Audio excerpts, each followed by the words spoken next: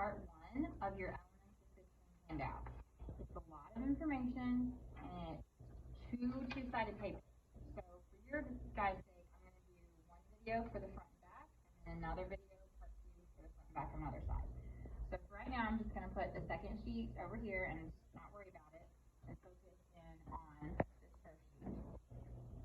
So up here, I just kind of give a little bit of an intro that says that in every short story, there are 6 elements that occur, no matter what story it is. It says whether it's a science fiction story about aliens and time travel, which we will read, or a brave little mongoose that battles a cobra, you can find elements such as setting, conflict, characters, and so much more. And we will read a story about a mongoose and a cobra, but first we have to learn about these elements.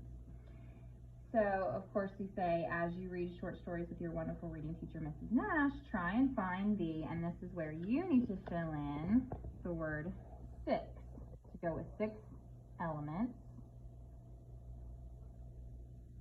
of the short story. All right? So this little chart right here has all 6 of them, or it should when you're done. It's got 5. So we have setting, plot, conflict, point of view, theme. So the one that we need to fill in right here is characters. Now you have to fill this in as we go so that this will be your study guide when we have a test on this. So it's very important that you have all of this filled in as we go. So we have 6 elements, and then these are all 6 of them in this little chart. Now further on the front and the back is when we talk about these 6 elements a little bit more in depth.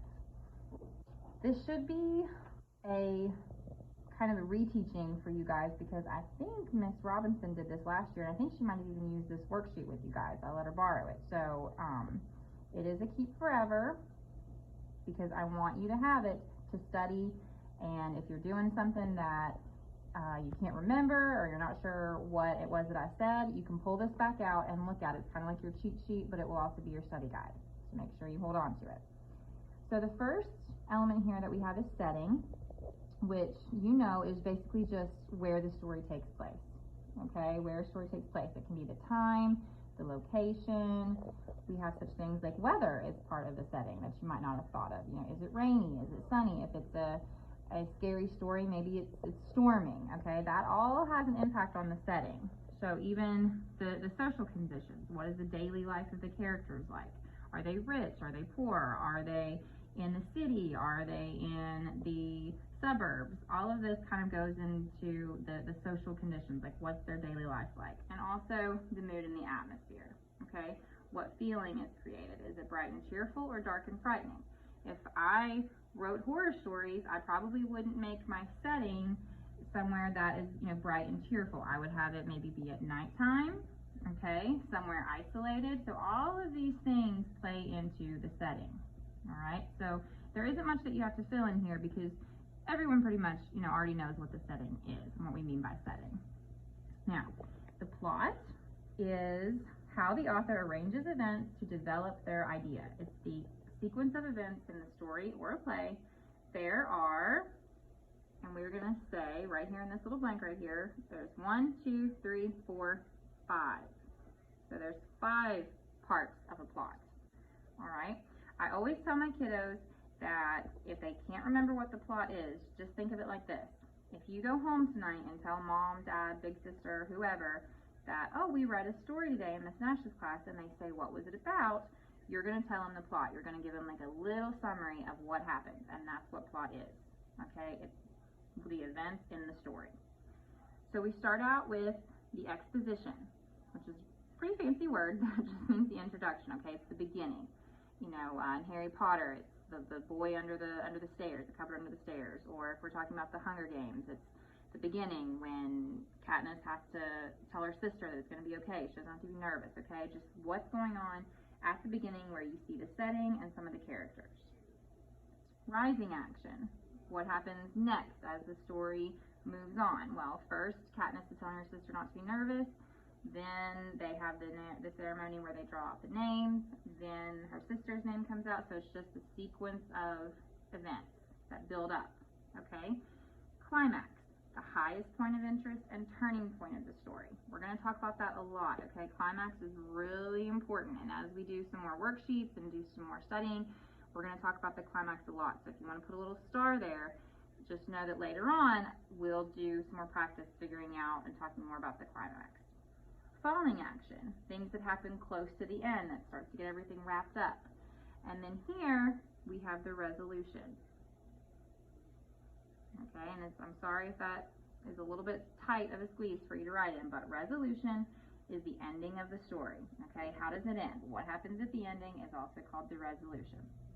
Now, I know that's a lot, but we're going to practice this and we're going to go over this and you're going to study this and you will be able to say this no problem. On the back here, all right, you'll notice this is blank. The essential problem or incident that is necessary to the plot. Right in here, we're going to put conflict.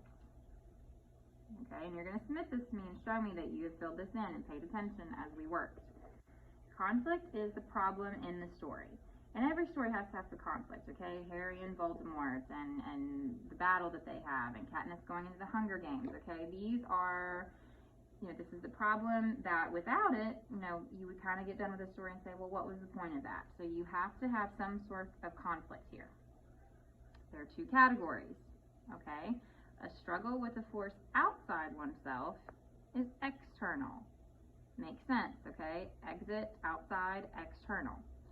Now, if a conflict occurs inside the person's self, like maybe they're with their emotions, or maybe a character's feeling guilty about something, that would be an internal problem, okay, or an internal conflict. So make sure that you have these two categories, all right?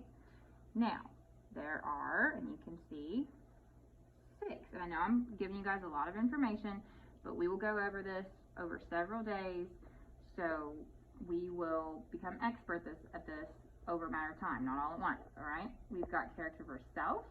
Like I just kind of said, they're battling their own emotions, their mental health or moral problems. Maybe it's, should I cheat on that test? Should I not? That would be a problem that the character has versus themselves. Character versus character involves a character being at odds with another one, like a protagonist versus antagonist, okay? The main character is being bullied, for example. This would be Harry versus Voldemort. Harry's the good guy, the Voldemort's the bad guy. Character versus nature. Protagonist is struggling with weather, maybe like a natural disaster, like a hurricane's coming and it's going to destroy your farm and your crops. Character versus supernatural. When characters are in conflict with powers such as ghosts, the gods, that you have that a lot in mythology. Destiny, when Harry Potter's the chosen one whose fate is to battle Voldemort, for example. All right? And you can tell I use a lot of Harry Potter examples. Character versus technology, which seems like all of us are going to have problems with this year because of virtual learning. And then we have character versus society. Problems in society are thrown at your character such as racism, inequality, or unfair laws. You're going to see that one a lot in the news lately, especially. All right, the fourth element of fiction, we have characters. The main character is the protagonist, and the opposer is the antagonist. And these aren't new words to you guys. You've heard this before. I know Ms. Robinson talked about this last year, but we're just going to review it real quickly because it might have leaked out over the summer. The last one that we have here on this page, at least, we still have another page to go on the next video, but this one is going to be point of view. Okay, later on, we will shorten it to like POV or something, but you need to write out point of view. All right? This is the story, the angle from which the story is told, and there are 4 types. There can be lots of different points of views in a story. When words like I, me, and mine come through, where it says like I'm going to the store, I'm going to school, this would be first person. Okay, I'm telling you exactly what happened from my own perspective. All right, this is a rare form of storytelling where the author acknowledges the reader. Second person. Okay, seeing a pattern here? And you guys will hear me talk about second person. It's really not my favorite. The author tells the story in third person. They, she, he, it. Okay? This, obviously, is going to be third person. Easy enough, right? First, second, third. Now we have another one which everyone says, oh, is that fourth? Nope, that's too easy. The author can tell the story from character to character's point of view. The author can move from one character to another, one event to another. The author can kind of go all around. Game of Thrones is like that. I'm trying to think of some other examples where they have third person omniscience, and I'll have to get back to you because I'm thinking not knowing of many that you guys would be familiar with. Let's try to squeeze that in there. Okay, third person omniscient is something we're going to talk a lot more about, where the author can move from character to character's point of view. Now, so we've done the back. All right, we've done the front. So we're going to end the video here for the first one, and then we'll make another part 2 where you can finish the second page. But again, if you're feeling a little overwhelmed, like this is a lot of information, okay, because it's front and back, don't panic. All right, we're going to have a lot more time to review this, but just make sure you keep on to this and keep this video in case you need to rewatch it.